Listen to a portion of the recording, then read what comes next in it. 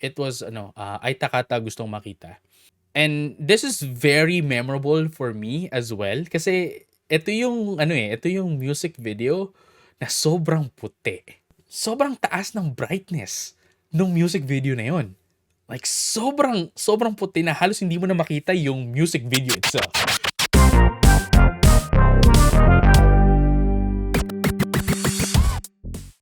Kung ikukumpara ang shotgun at sniper, syempre, mas masakit pa rin yung ginawa mo. Yan! No, yan ang ating magiging panimula dito sa Koomer Club. So welcome uli sa The Koomer Club kung saan makikilala nyo ako at malalaman nyo ang mga rason kung bakit nyo ako dapat i-cancel. At syempre, kung bakit lagi kang mali. So welcome back Pasensya na guys na medyo I had a lot of delays. It has been 3 weeks yata. Yeah, simula nung huli nating upload, no. So pasensya na doon. But anyway, make sure you check out ang The Koomer Club, no, sa YouTube, sa Spotify, tsaka sa Apple Podcasts. So kasi pwede nyo mapakinggan yan dyan, and make sure you give a rating of 5 star if nag-enjoy kayo sa podcast natin. So this time gusto ko muna humingi ng sorry sa inyo kasi nga medyo mahaba yung delay ko. 2 or 3 weeks na yung huling upload ko, which sabi ko nga nun, 'di ba, mag-upload ako ng matagalan, and consistently, and apparently hindi ko siya nagawa. Pasensya na kasi medyo marami nangyari, nagkaroon ng Pokemon Unite Regional Championship, so kinailangan kong mag-focus muna doon para naman maganda yung performance ko during the cast, no. Likewise, nagkaroon din ako nitong Kart Rider Rush plus gig every Mondays and Fridays. Yeah, and then after medyo like there were a lot of things that happened then behind the scenes sa akin. Personal stuff na nangyari during these weeks. So medyo hindi rin ako nakapag gawa ng video, and likewise hindi rin ako nakapag-edit. So I do apologize for that. Pero ito na, what's important is we're back. No, ito yung and that's what matters. No, that's what matters. Na mabalik na tayo ngayon sa ating regular The Koomer Club. Yay! Parang hindi exciting, no? Parang hindi ako excited. But anyway, to start off this episode, gusto ko muna kayong tanungin, na meron ba kayong mga sinusubaybayan na music group, no? Kasi ito yung tanong na sasagutin natin, Ito yung tanong na sasagutin natin para sa video na to. Kung mapapansin nyo, ito sa likod ko, it's actually a music video, music video ng MNL48. It's a Oshicam, or for other groups it's called yung yung fan cams. Ayan, Oshicam is the term sa MNL48. So ayan. Pero bago ang lahat, gusto kong sa inyo, gusto kong sabihin sa inyo at gusto kong ikwento sa inyo yung kung paano ba ako na-expose at paano ba ako napadpad sa to follow MNL48. So, ayan. The very first music group kasi talaga na na-expose ako are Girls' Generation. Ayan, K-pop, no? Girls' Generation talaga, yan yung pinaka sobrang na-hook talaga ako. And not to the point na I'm buying albums, pero mostly kasi medyo medyo bata pa rin naman ako noon, listening to YouTube, and music videos, and then yung syempre sa mga ibang platforms din, pinapakinggan ko sila. And then there were other groups tulad nung 21, hindi naman ako ganun din. Parang napapakinggan ko lang din sila.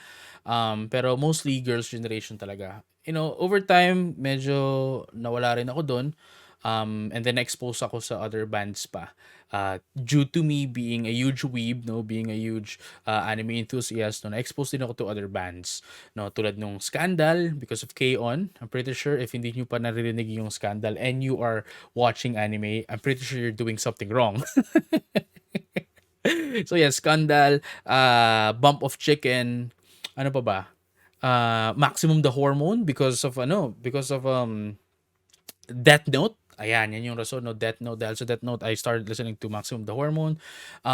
Yung Bump of Chicken, real classic. And I'm pretty sure na kung nanonood kayo ng anime, napakinggan nyo na rin sila. Hindi nyo lang alam na it's Bump of Chicken pala. No? And then, ano pa ba? Other bands, aside from anime-related bands na napakinggan ko, and yung pinapakinggan ko talaga is, Linkin Park. Yan, Linkin Park talaga, no? Um, and likewise, no, dahil na-expose ako to sa mga artists na to, no, sa mga bands na to, yun din yung, I guess, me being an anime enthusiast, ito rin yung naging rason at ito rin yung naging way for me to get exposed to idols, no? Andyan yung Muse, ano siya? Love Live, ayan. So yun, parang, and there are other animes as well, showcasing yung mga idol, no? Um, Not just Love Live. So, ayan, tawag dito, the very first idol group, however, na I got exposed to is not MNL48. No, it's not MNL48. The very first group na ano talaga ako, na exposed to talaga ako is tawag dito, Last Idol. No, Last Idol, specifically yung subgroup nila or subunit, should call it, is Love Kochi. No, one day lang talaga. One day I was scrolling through Facebook ba or Twitter? I'm not entirely sure. And then I saw this video of Honoka, one of the members ng Love Kochi subunit. Na parang alam mo yung mga pa-cute videos, mga ganyan. Pa-cute videos. And then, so, nung nalaman ko yun, I started digging up about her. Ayan. So, nalaman ko na, okay, she's part of an idol group pala called Last Idol, specifically for Love Kochi, no? Parang sabihin natin kung sa MNL48 siya, yung parang yung M2, Team L, ganyan. Tapos sila, Love Kochi. So, ayun. Na they only had two videos. They only had like two songs off of their YouTube channel at the time. Kung hindi ako nagkakamali, those are Love Dochi and Shichuren Kampai. No? So if you haven't listened to them, I highly recommend listening to them. Up until now, actually, nakikinig pa rin naman ako sa kanila from time to time. Although, yun nga, not as much as I am listening to MNL48. Which brings me to my point, no? Since, eto na, no, na-expose ako sa Last Idol, sa Love Kochi. And, doon na, parang, medyo nagsisimula-simula na rin akong makinig, leaning towards MNL48. Pero before that, no, I believe the year was around 2017, if not 2018, no. Ito yung time na nagkaroon ng announcement na MNL48 will be the first idol group in the Philippines. So alam mo, medyo syempre na-intriga ako ng ganyan, magkakaroon ng idol group sa Pilipinas. Wow, ganyan. And then meron yung online auditions, online applications where you will be submitting your information, pictures mo, and then a little bit of a clip of yourself. If I remember correctly, nag-ano rin ako doon, for the memes, for the lulz, nag-submit ako ng application ko doon knowing na I won't get anywhere din naman kasi I won't get endorsed din naman anyway, no, to that kasi nga, well, lalaki, I cannot be an idol. So ayun, parang wala lang, pinagtripan ko lang, sumali ako doon, tapos yun pa nga yun yung unang phase, no. The second phase was offline. Sorry, not offline, that was esports term. In-person audition, no, yung may i-record ka na. I got to see that documented as well, no. And then dumating sa point na after nun, yun na, nakuha na yung mga potential recruits. I'm not sure if that's how you would call it. Correct me, no, sa comments. Dinala sila sa Showtime, no. And what I didn't like at the time dito sa Showtime when they were showcasing itong mga potential recruits for MNL48 is that, para sa akin, this is my personal take, no, and you can cancel me for it. Well, this is the podcast nga na open ako, no. no censorship, no filtering whatsoever, no. Um Ayan, feel ko at the time ginagawa silang background dancers nung mga background dancers ng ng Showtime. So alam mo yun, parang I felt na nade-disrespect sila to the point na parang ano ba yun, parang hindi sila parang hindi sila nirerespeto, ginagawa lang silang background dancer kasama ng mga kasama ng mga background dancers nila. So in essence, ginawa silang background dancer nung Showtime. I do remember as well, I have a friend na who tried to apply for that as well, no. Unfortunately hindi siya nakapasok. So ayun, hanggang sa fast forward, since medyo nauumay nga ako na ginagawa lang silang mga background dancer, I stopped following them, no. Um until dumating doon sa point na naglabas na sila ng unang music video. If hindi ako nagkakamali, no, and this is the first music video as well. It was Ay Takata Gustong Makita. Um yeah, and this is very memorable for me as well kasi ito yung music video na sobrang puti. Like sobrang puti, may filter, parang I think they're trying to achieve a Japanese style music video. Not to say na maputi yung mga music video, pero sobrang taas ng brightness ng music video na yon. Like sobrang puti na halos hindi mo na makita yung music video itself. No? I found that very funny at the time talaga. And then I had a friend, no? I had a friend na who has been following MNL48 as well, no, from the auditions to the music video, who edited that music video. Na he tried to remove the filter as possible. Yeah, as much as possible. Tinanggal niya yun, and it was clearer, mas maganda na yung kulay niya, and mas kita mo na yung nangyayari sa background. Nagtatakbuhan yung mga mga members, nagtatakbuhan sila. Ayun, nakita mo na, and overall for me, para sa akin, mas maganda siya. Mas naging maganda yung resulta, and mas naging maganda yung music video para sa akin. Compare it to the official one, which is yun nga, sobrang puti. So ayun. After that, syempre medyo wala pa sila masyadong kanta nun. Kind of stopped listening again. Pinakinggan ko lang yun. And then, yeah. Fast forward, no, nakita ko si Isa. And Isa was actually the very first member that I followed. Kinda. No, kinda. I say kinda kasi hindi pa naman talaga ako nagda-dive into MNL48 then. Nakita ko lang siya, sabi, I found her cute. Sabi ko, okay, you know what? Let's check her out. And then MNL48. So yeah, I was trying to look for her on other music videos and all. So ayun, yeah.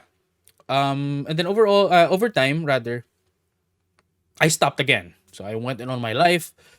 Na I was a busy senior high school ata ako at the time. Senior high school, if not college. Basta yun. Tapos, fast forward uli. This was 2019. Nung Pokemon Sword and Shield launch event. No, sa Robinson's Magnolia. At the time, nag-iisip-isip talaga ako, bakit, nung nakita ko yung poster na yun kasi, nung poster na magkakaroon ng activation ng launch event, yung Pokemon Sword and Shield sa Robinson's Magnolia, hosted by Rumble Royale. Nang pag-isip-isip ko, parang, alam mo yun, bakit nandito yung MNL48? What purpose? Alam mo yung parang, parang at the time, I couldn't find any sense for MNL48 to be in a Pokemon-related event. Aside from, obviously, it's a Japanese, the Pokemon Company and, AKB48 connection. Both of them are Japanese, companies and all. Pero other than that, parang, alam mo yun, I found it weird talaga na bakit nandun yung MNL48? Like, what reason are they there? Kasi it's Pokemon. So, parang, asan yung magko-connect yung dalawa? But anyway, you know what? So yun, I wasn't there naman talaga for MNL48 at the time, no? I was there kasi I was assisting uh the players, the talents, no? Yung sila Gloco, no? Sila Myrtle, and I was assisting them, and I was invited to be part of the event as a guest, no? With Rumble Royale. So ayun, pero at the same time, it had some good things as well din naman, no, para sa akin. Kasi, syempre, yung mga naglalakad-lakad lang dyan, sa mall at the time, they will see na, mga Pokemon, ganyan. So, may mga kasama silang mga anak or mga bata, may interest dun sa Pokemon Unite, sorry, Pokemon Unite, sa Pokemon Sword and Shield, matetesting. And then, obviously, those who were at the mall as well, who didn't know ML48 is going to be performing there, got exposed to MNL48 and perhaps baka fan na sila, no? So that's a good thing as well for MNL48, and likewise, alam mo yun, good thing for Pokemon as well kasi merong mga pumunta doon, and I'm sure maraming pumunta doon just because of MNL48, and then likewise who got interested to testing out Pokemon Sword and Shield. So, it's a win-win situation for everyone. So, ayan. So, mostly din kasi to foot traffic. Kasi yung talaga hinahanap whenever there's events. Ang pinaka hinahanap talaga dyan, number one, if it's an, in-person event, is yung foot traffic. Foot traffic meaning yung ilang tao yung pupunta. Kasi that's one of the metrics na tinitingnan talaga if the event is successful or not. So, ayun. Yun nga, fast forward uli to 2021. For some reason at this time, naghahanap ako ng, alam mo yun, parang wala akong mapakinggan at the time. Wala akong mapakinggan. I had my, the artists, I had the bands, yung mga nabanggit ko kanina, Scandal, Bump of Chicken, Linkin Park, yun, alam mo yun, parang, I get it. Like, you have your favorite bands, you have your favorite artists, pero at the same time, kapag pinakinggan mo, pag nakinig ka sa mga kanta nila ng paulit ng paulit, paulit, paulit ng paulit ng paulit ng paulit, alam mo yun, there will come to a point na mauumay ka rin. Di ba? Not to say na hindi na ako nakikinig sa kanila, but alam mo yun, parang maiba naman, 'di ba? Maiba naman sana, magkaroon naman ng iba na mapakinggan. So, that was also the time na naisip-isip ko, kumusta na kaya yung MNL48? So, I started listening to MNL48. So, nag-search ako sa YouTube, no? MNL48, and then I believe ang latest song nila at the time was River. So, yun. Kung hindi ako nagkakamali, this was around third quarter of 2021. So, around ano ba yan, August, September, ganun. And around that time as well, no, coincidentally, I got an email from ESL, no, ESL Asia, no. Sila yung nag-handle nung Pokemon events. Tinap sila ni the Pokemon Company to handle events for them in Southeast Asia, no. I was able to work with them, no, on that, on Pokemon events, and then nung ito nga tinap sila ni the Pokemon Company na magkakaroon sila ng Pokemon Unite event, alam mo yun, parang since they already work with me in terms of Pokemon, and ako na rin yung kilala nila na can cast a Pokemon game, no? Parang ako na rin yung nilipitan nila. So yun yung nakuha ko na email na it's going to be a Pokemon Unite project na I've been, really wanting that for quite a while at the time, na sana okay lang sa akin kahit anong Pokemon, pero mas prefer ko talaga si Pokemon Unite at that time, no? So, ayun, I was briefed about the project na it's going to be about MNL48 nga, na yeah, it was about MNL48 na magkakaroon din ng parang AKB48 sister groups event. Pero at the time, hindi pa sinasabi sa akin yung AKB48, yung MNL48 pa lang yung sinasabi sa akin nun. So, with that being said, no, ayoko naman magmukhang tanga on the broadcast. Obviously, me as a caster, pwede naman ako mag-cast lang nung game lang, 'di ba? And I just talk about the game. I don't talk about the players. I can do that, no? Pero ako, as someone na who wants to put in more effort talaga. And since I started listening to them again nga, no? Ah, so quite sobrang coincidence lang talaga, guys, no? Ayoko magmukhang tanga. So I researched about MNL48, no? And I asked Twitter about it as well. I'm pretty sure yung iba dyan sa Twitter um were able to were able to see my tweet nung mga September, October at the time. No, nagtatanong ako saan ba pwedeng ah mag-enter sa MNL48 and malaman yung MNL48 info, etc. etc. And merong mga sumagot, no? Merong mga sumagot, no? Na sabi, mag-hashtag lang ng MNL48. So, yun, that's what I did. And then I also had a friend which I didn't know at the time, no, na who has been following MNL48 pala. And then nung tinanong ko siya, pare, I'm telling you, he gave me a very long list of information about each member classified into their teams. So, Pyro Manila, Padayon. So, yun, parang kinategorize siya na per team. Tapos, binigyan niya ako ng information per, per, per member. And sobrang haba nun. I believe that was, 10, 10 pages document na it included, and sabi niya pa nga, hindi pa daw siya sobrang detailed noon. Parang binigyan niya lang ako ng brief summary about each member. So sabi ko, dude, this is very helpful. No, unfortunately, hindi ko nagamit 'yon. And whatever I learned, whatever I researched, hindi ko rin nagamit 'yon. Kasi nga it was mostly about, well, the games, no? And then, ayun na, dumating na sa internal qualifiers, which is really funny din, kasi it was a highlight clips lang.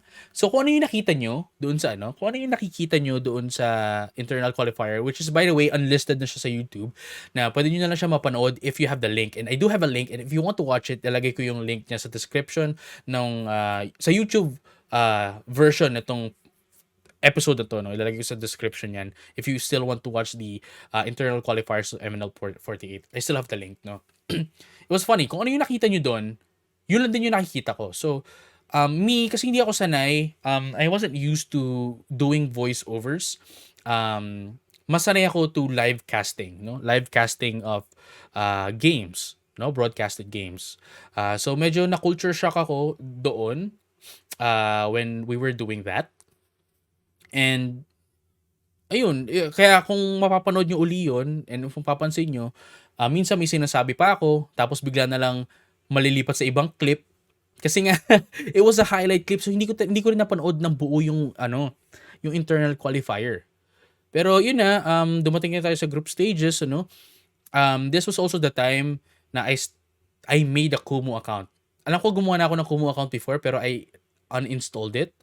Yeah, I installed it immediately kasi naiinis ako sa mga notification ng Kumu. Kasi tagtad, like oras-oras, lagi may notification. Ano yun, may tumatawag sa'yo, ganun, chu-chu-chu. Naiinis ako sa tunog yung cellphone ko, so in-uninstall ko siya. Pero like, I opened it up again. Kasi I found out na MNL48 members were live. No, we're live streaming sa Kumu. So, alam mo yun, yung mga nakapasok sa group stages, sa kanila ako nag-focus talaga at the time, no, na whenever they're live, I try to get in, no, doon, and try to get some insights, no. I try to get some insights sa kanila. Gusto ko malaman yung ano ba yung naramdaman nila, ano ba yung na-feel nila during the game. And yun din naman yung mga kinukwento nila at the time. So, I was able to get insights. Unfortunately, hindi ko rin naman siya nagamit uli. So, that's down the drain again. Pero para sa akin, syempre, okay rin yun kasi I got to know them better, no? Them playing the game. So, ayun. So, dumating tayo sa playoffs. Alam niyo naman, syempre, habang nangyayari yung event, no? Nagtutweet ako. Hype na hype ang lahat. Di ba? And then, ito na rin yung ito rin yung time na, alam niyo, di ba nagko-comment si Princess nagko-comment si Princess sa live stream sa MNL48 page. while it was happening na kapag panalo ang padayon, kakain siya ng daga. Ah, so eto na yung naging ano talaga, eto na yung naging key para sa akin, 'no? Ito na yung naging key for me to finally dive into MNL48. So, yun nga, so syempre abang na abang ako, and you saw me as well if you were watching that live stream, 'no? Na alam mo yun, niresebuhan ko, ini-screenshot ko, pinakita ko sa live stream. It's immortalized on the official Pokemon channel. Makikita nila may daga, nakakainis princess. Imagine, right? So ayun. Yeah, that was the key for me to actually dive in MNL48 na yun na nagkukumo na uli ako. Inaabangan ko si Princess na kumain ng daga. Inaabangan ko siya hanggang sa ayun na tumatambay na ako diyan sila Miho, no. Whenever they're live, I try to be there as much as possible hanggang sa ayun na. Since I dove in na, I got entertained with them whenever they're live, no? Na entertain ako sa kanila. And yun, yeah. Yun na. Yun na yung naging ano talaga. Ito na yung naging reason kung bakit ako, well, I started following MNL48 na talaga. Now I have albums, especially yung ano no. I have the complete set of albums from the first one up until the last one, up until River, no? Medyo mahirap makakita na nung ano, yung first album ay Takata, gustong makita. Ang hirap na makakita ngayon. I doubt I would be able to help anyone find. Pero tanong-tanong na lang din kayo sa Twitter, or perhaps go to the Facebook group. It's called MNL48 3-year merch. Tanong-tanong kayo doon if meron kayo makikita na ay Takata gusto makita. Like, it's very, very hard to find. Yung River, kung hindi ako nagkakamali kay Nate, I'm sure if you are an MNL48, kilala nyo rin si Nate. Sa kanya ako nakabili nun. I was planning on getting 2 copies nga eh. Tapos yung isa papamigay ko. Wala lang, papamigay ko lang. Pero unfortunately, medyo short ako at the time. So, yun nakuha ko, yung para sa akin lang. Personal copy nung, tawag dito? Personal copy nung album. So, ayan. And then, yun nga, meron din ako yung sa Baby Blue, no? Tawag dito, yung Type ABC albums sila, plus yung CD plus DVD limited edition album. So, 4 na album in total. Actually, ano nga eh, hindi ko alam kung bakit, pero doble yung limited edition ko na Baby Blue CD plus DVD limited edition album. So, yeah, no? And likewise, no, ayan, I started getting yung mga light stick. Funny. No, so I really want to dive in talaga sa kanila, and sobrang nagustuhan ko yung kanta nila. Guys, by the way, bingo, no? Bingo-natics tayo. I don't know what your favorite song is, pero my favorite is Bingo. No, ayan. So ayun, parang nagustuhan ko yung kanta nila, na-entertain ako sa kanila whenever they're live. So sabi ko, you know what? I'm gonna be following this group na, no? I'm really going to be following this group, and yun nga. And I have been following them, no? And they are also actually, one of the primary reasons kung bakit ako bumili ng DSLR camera, no? Now I have this has been my dream camera talaga since before, kasi pwede mo siya gamiting tawag dito, pwede mo siyang gamiting webcam, like what I'm doing right now, no? Matagal ko nang gusto tong camera na to. Tawag dito, pero like one of the reasons is, syempre, para mas maganda yung, whenever I'm broadcasting, para mas maganda yung yung quality ko, mas maganda yung itsura ko. Kung ikukumpara mo yung video ko from the first episode to now, actually even nung last episode, no, makikita mo yung, like, there's a huge significant change of quality kasi nga naka DSLR camera setup na ako for my webcam, no. And ayun, that's like my dream camera talaga to have, Sony A5100. Pero yun nga, another reason for me to get that is, ayan na nga, yung MNL48. So kapag pumunta ako sa mga events, I would be able to capture them, with this amazing camera. Which brings me to my next point, no? Yung events. So ayan. So when I dived in, there were only like 4 or 5 events, no? Na meron yung MNL48. Number one is yung Baby Blue Mall Tour. Unfortunately, hindi ako nakapunta kasi I had work at the time. So nakakontrata na ako, hindi ko na pwede i-cancel 'yon, no? And medyo malayo din eh kasi yun nga, taga South ako. And medyo malayo yung mall tours nila at that time. Tapos yung P-Popcon naman, I was supposed to go sa P-Popcon. Unfortunately, nung mga panahon na yun, I was short as well. Medyo late. Actually, I wasn't short eh. Tawag dito, late lang dumating yung sweldo ko nun, no? And ako, I wanted to buy the VIP ticket kasi doon sa P-Popcon. Pero yun nga, since medyo late na yung sweldo ko noon, yung pera ko noon, sabi ko na lang noon sa mga pinsan ko, punta na lang kami EK, sagot ko na lang sila. Yun, umabot yung pera ko noon. Pero alam mo yun, for P-Popcon, ah, medyo marami kasing gagastusin din eh. Not just the ticket. So, syempre yung gas, magtutol pa ako, going back and forth, pagkain, etc. So, sabi ko, medyo parang mahirap. No? So, sabi ko, yun na lang, nagsaya na lang ako with yung mga pinsan ko. At least, hindi rin kasi kami nakakalabas, hindi kami nakakapag-banding din. So, alam mo yun, yun na lang yung pinili ko. So, priorities lang. And then yung sports fest, unfortunately, hindi rin ako nakapunta ng sports fest kasi ito yung time na this was the same date as Pokemon Regional Championships. Pokemon Unite Regional Championships for Asia Pacific and Oceania. No? As much as I wanted to move that, I cannot. Kasi for 2 reasons. No? Number one, nakabook na ako doon a month ahead. Nakabook na ako a month ahead para sa Pokemon Unite Regional Championships. And number two, it's such a huge opportunity for me, especially na I am aiming to be part of the World Championship Series casters, no, sa London in August. Alam mo yun, sobrang laking opportunity yun para sa akin to showcase my skills in casting, for me to pass it up, no, for I love MNL48 ah. I love MNL48 pero I cannot pass up that opportunity para sa akin, no? So tamang priorities lang.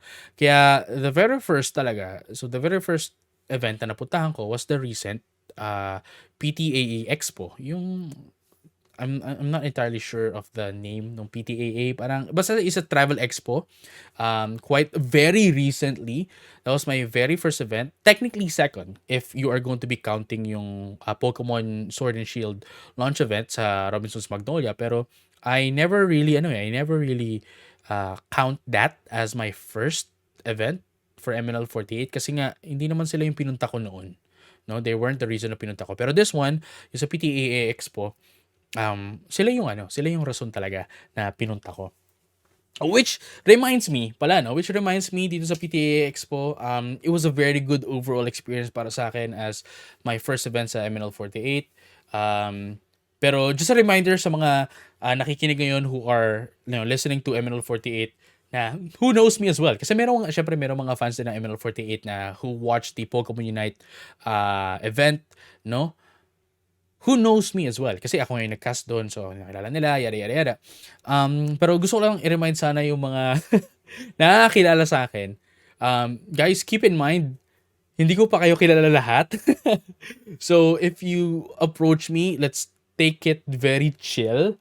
No, I'm not saying na wag kayo lumapit sa akin. I'm not saying na wag niyo ako i-approach. I'm just saying just take it chill. Kasi, there were a lot of friendly people din naman, a lot of friendly MN loves at the venue who were, yung tinulungan din ako, kasi syempre, that was my first event, hindi ko alam yung gagawin ko, medyo nervyoso rin ako at the time na, alam mo yun, yung tipong, basta, yung nakaabang ako for the camera, paglabas nila, pero the moment na lumabas sila, ewan ko, nakangiti lang ako, halos puntik ako nakamakalimutan mag-take ng photos at that time.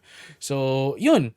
Yeah, anyway, going back, yun nga, if you're gonna be approaching me, take it, be chill lang, no? Be chill lang kasi there were some na lumapit sa akin and were talking to me like they already know me for years, no? Which is okay, pero which is okay lang naman para sa akin, pero like, if let's start lang ng like let's introduce ourselves first with each other kasi kung nakilala mo ko through dun sa event ng Pokemon Unite, unfortunately hindi pa kita kilala. Pero there were other people din naman who were who approached me na, "Hey, kayo po ba si JJ-kun? Pwede po magpa-picture." Ganyan. Okay lang naman 'yun, wala namang problema 'yun, ano. I actually appreciate that kasi kahit papaano, I am getting clout din uh, through that, no. So, ayun, medyo obviously nakakuha rin ako ng fan base ko, fan base on a fan base kinda. Gano'n na nakilala nila ako through that. So, ayun. So, natutuwa rin ako do'n kasi I am getting recognized as well. Um, pero yun lang. I'm not saying na you don't approach me, just let's just be chill. Let's be friends kasi wala naman ako no touch rule, no. Let's be friends. Actually, let's be friends. Pero let's take it slowly. Hindi yung kilala mo na parang hindi yung parang kilala mo na ako agad for years. Kasi yun yung mga situation na parang hindi ko alam yung gagawin ko. Um Parang yeah, sige, yeah. Kaya minsan na ewan ko, basta yun, basta the next time that we meet guys, no, pakilala tayo and hopefully, we get to be friends as well. I'm really looking forward to that, no. Let's just take a step back lang. So, ayun. Wala namang problema. Anyway, speaking of the next event, it's going to be Tugatog, which is, yun nga, I have a ticket na for Tugatog that's going to be in July. Ayan, yeah, ticket on July. Yeah, VIP with merch as well from MNL48 signed. So, good stuff, good shit. Ayan. So, yeah, that is the story, That is, yeah, that's actually the story kung paano ako napadpad sa MNL48 and why I'm tawag dito, why I'm supporting them now. So, yun, it's fun and I have been finding ways to touch grass as well and you know, they have been good to me and alam mo yun, quite recently medyo bland yung buhay ko. Alam mo yun, for 2 years straight, I'm just sitting in front of the computer, trying to get some stuff done. Kasi yung work ko, 'di ba, syempre me casting, nakatingin lang din ako sa computer. For 2 years I've been doing that. Na nakatingin ako sa computer, it's about time for me to, look for something else again. And fortunately, it was MNL48. And yun nga, with MNL48 as well, no, marami akong nakilala. A lot of them welcomed me as well to the fandom, no, which I really appreciate you guys, no, lalo na yan sila Aro, yan sila mga una ko nakilala dyan no, sila Aro, sila Jai, mi homies, tsaka what do you call this, Mizukis, ayan, so huge shout out sa inyo that welcomed me into the fandom. So, ayun. Tapos yung iba, nakilala ko na marami na rin ako nakilala. And yung iba nakasama ko rin, si Nick.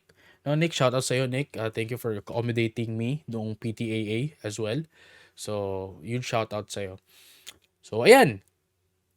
Yun, that's my story, and if you have any questions, lagay nyo yan sa comment section natin, if you're watching YouTube, and yeah, if you have any topics or issues or podcast or trends na gusto nyong talalakayin ko, lagay nyo lang yan sa comment section or lagay nyo yan sa Curious Cat natin, no?